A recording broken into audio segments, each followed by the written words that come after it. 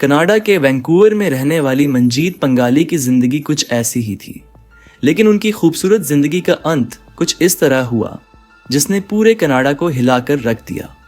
18 अक्टूबर 2006 वो तारीख थी जब मंजीत पंगाली के दिखने की खबर सामने आई थी। लेकिन ठीक 5 दिन बाद 23 अक्टूबर को एक समुद्र तट के किनारे उनकी जली हुई लाश मिली।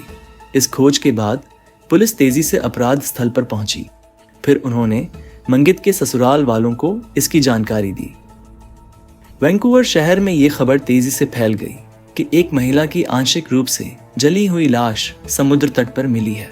हालांकि कई महीनों की जांच के बाद मंजीत के असली हत्यारे की पहचान हो गई, जिससे मंजीत के परिवार को काफी हैरानी हुई।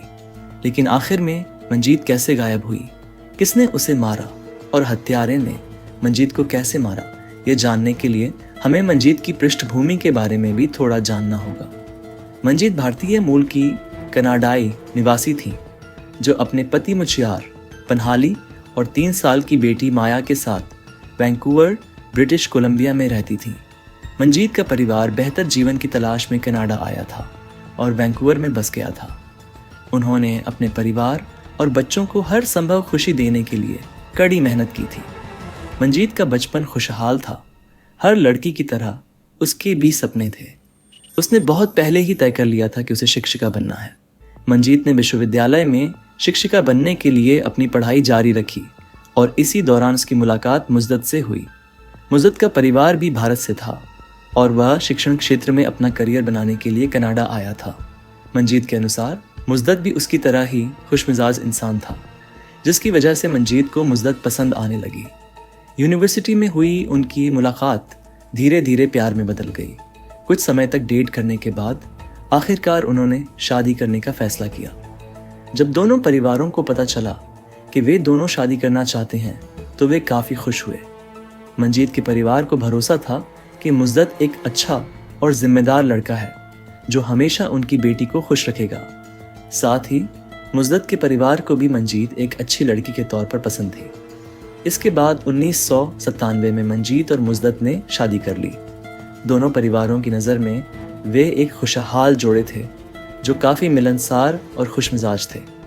हालांकि कुछ ही सालों बाद जब मुज्जत के असली चेहरे सामने आए तो मंजीत को अपनी शादीशुदा जिंदगी में मुश्किलों का सामना करना पड़ा। दरअसल मुज्जत एक रूढ़िवादी परिवार से था और उसकी सोच भी कुछ ऐसी ही थी। उसके हिसाब से मंजीत को उसकी सेवा करनी चाहिए और जब मुज्जत काम से घर लौटे तो उसकी मेज़ पर स्वादिष्ट खाना तैयार होना चाहिए। लेकिन अब मंजीत मुज्जत के व्यवहार से काफ़ी परेशान थी। उसने कभी नहीं सोचा था कि मुज्जत की मानसिकता ऐसी होगी।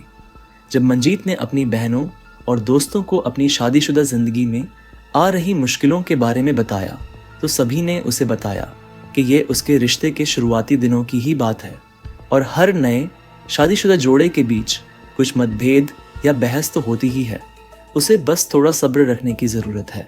इसके बाद मंजीत के साथ साथ उसकी बहन और मंजीत के दोस्त भी इस मामले को भूल जाते हैं। जिस तरह मंजीत ने अपनी बाकी की ज़िंदगी की प्लानिंग की थी, उसी तरह उसने अपनी प्रेगनेंसी की भी प्लानिंग की थी और अब वह माँ बनना चाहती थी।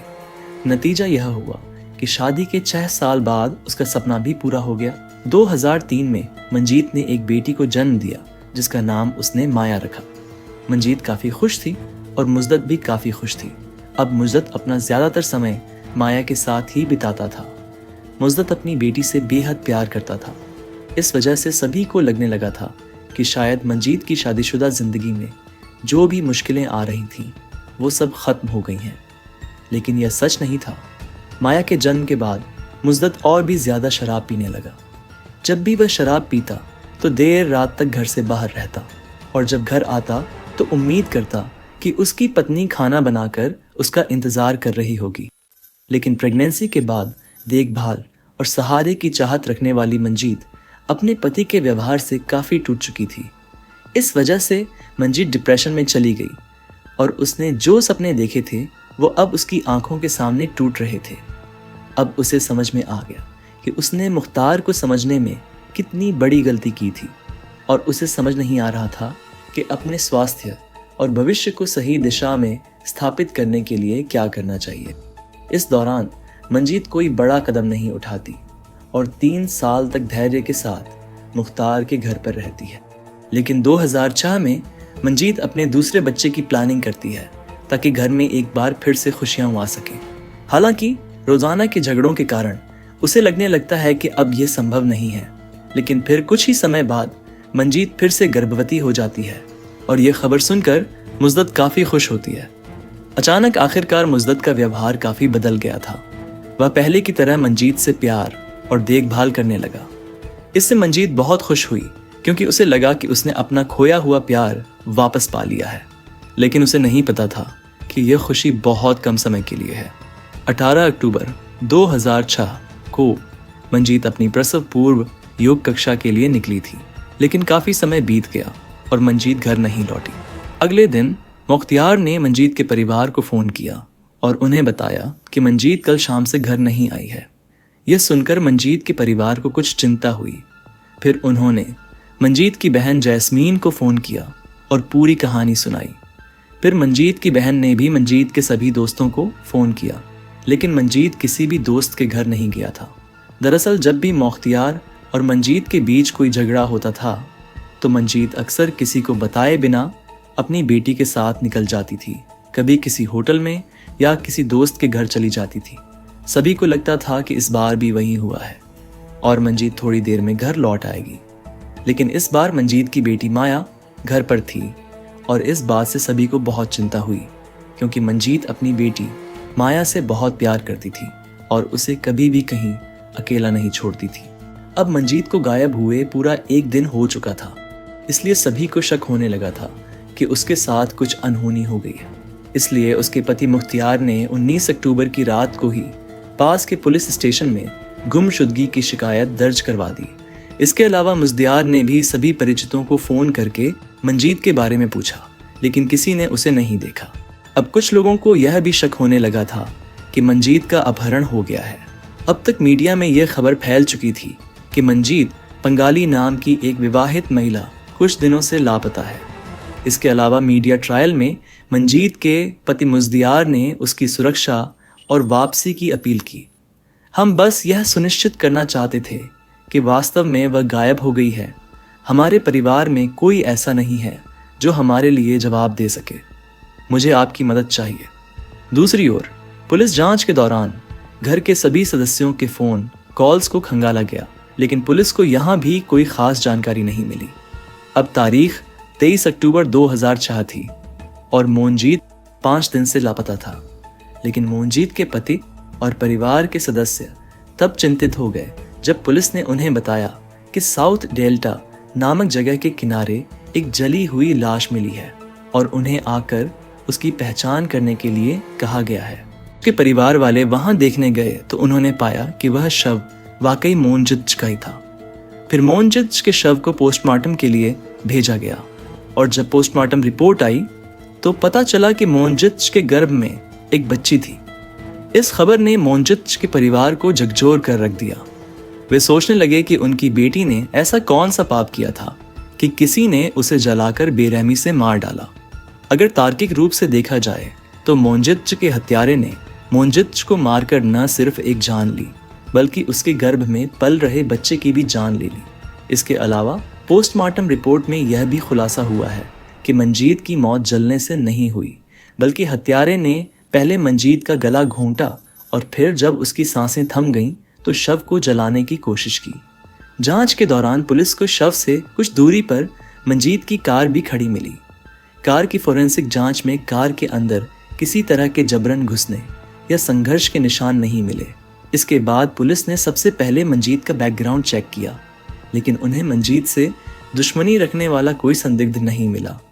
इस वजह से पुलिस को शक हुआ कि शायद हत्यारा कोई ऐसा व्यक्ति है जो मंजीत को अच्छी तरह से जानता हो। इसलिए अब पुलिस का सीधा शक मंजीत के परिजनों पर जा रहा है। पुलिस ने सबसे पहले मंजीत के पति मुख्तार से पूछताछ करने की सोची।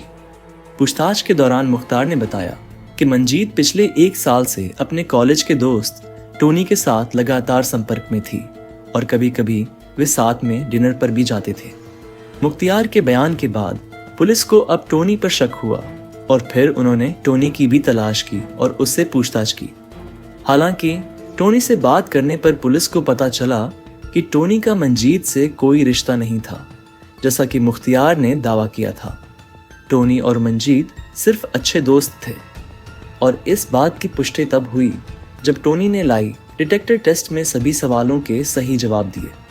अब पुलिस को यह पता लगाना था कि आखिर मुख्तियार ने उनसे झूठ क्यों बोला, इसलिए मुजद्दत से फिर से पूछताछ शुरू होती है। इस पूछताछ के दौरान पुलिस को पता चला कि मंजीत और मुजद्दत के परिवारों में एक ऐसा शख्स था जो उन दोनों के काफ़ी करीब था। दरअसल उस शख्स का नाम सुखविंदर था और वह मुजद्दत का छोटा भाई था। सुखविंदर बंगाली मंजीत और मुजद्दत के घर के बेसमेंट में रहता था, लेकिन मंजीत के कहने पर मुख्तियार ने सुखविंदर को घर से निकाल दिया था।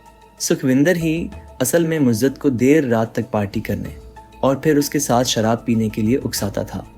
सुखविंदर की वजह से ही मुख्तियार की शराब पीने की आदत और भी बढ़ गई थी। मंजीत ने देखा कि सुखविंदर का असर उसकी ज़िंदगी को भी बर्बाद कर रहा है, इसलिए उसने अपने पति मुख्तियार को अल्टीमेटम दे दिया, या तो वो इस घर में रहे या फिर सुखविंदर।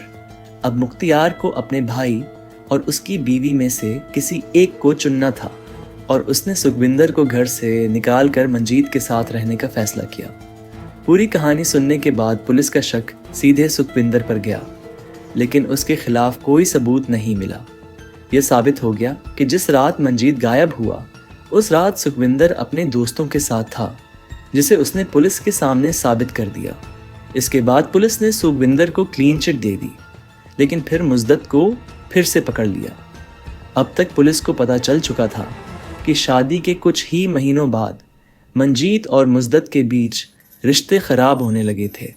जब मंजीत को मुजद्दत की शराब पीने की आदत के बारे में पता चला तो वह हर बार उसे डांटती थी। दूसरी तरफ मंजीत ने मुख्तियार के भाई सुखविंदर को घर से निकालकर उसे दुख पहुंचाया था, जिससे मुख्तियार के अहंकार और मर्दानगी को ठेस पहुंची थी, जिससे उसके मन में मंजीत के प्रति और भी नफरत पैदा हो गई थी। हालांकि इसके बावजूद भी मुख्तियार को मंजीत की हत्या के मामले में मुख्य संदिग्ध बनाने के लिए कोई ठोस सबूत नहीं था।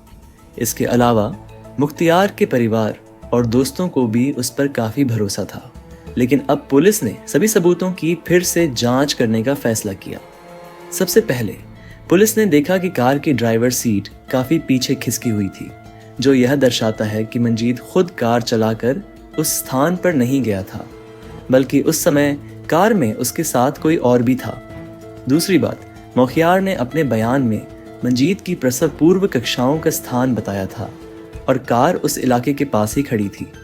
हालांकि जांच के दौरान पाया गया कि उस इलाके में प्रसव पूर्व योग कक्षाएं नहीं थीं और जिस वास्तविक स्थान पर मंजीत अपनी प्रसव पूर्व कक्षाओं में भाग लेने जाती थी वह मुख्तियार द्वारा बताए गए स्थान से लगभग 15 मील दूर था।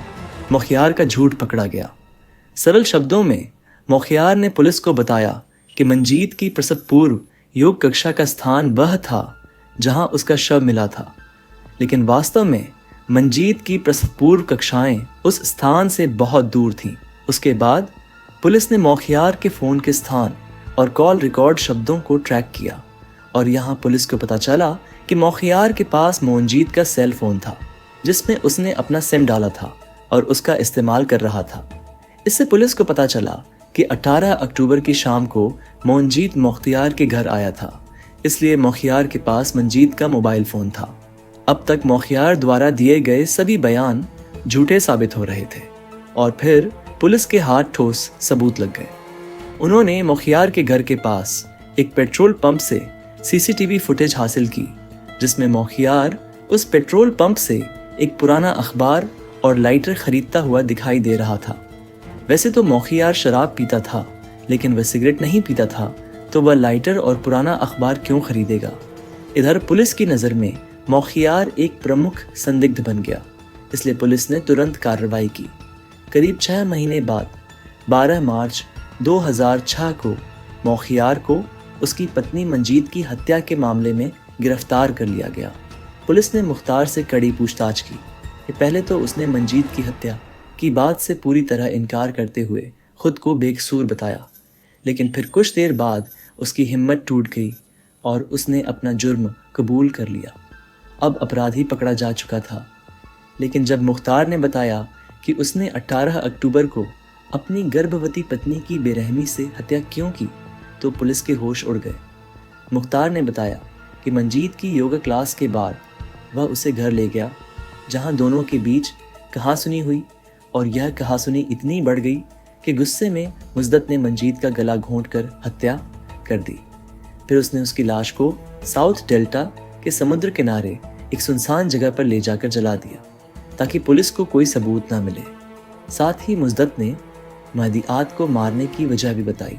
असल में मुजद्दत के मन में मंजीत के प्रति नफरत पैदा हो गई थी, जो मंजीत की मौत का कारण बनी। यह सुनकर मंजीत और मुजद्दत मोख्तियार के परिवार और दोस्त दोनों ही बहुत हैरान हुए।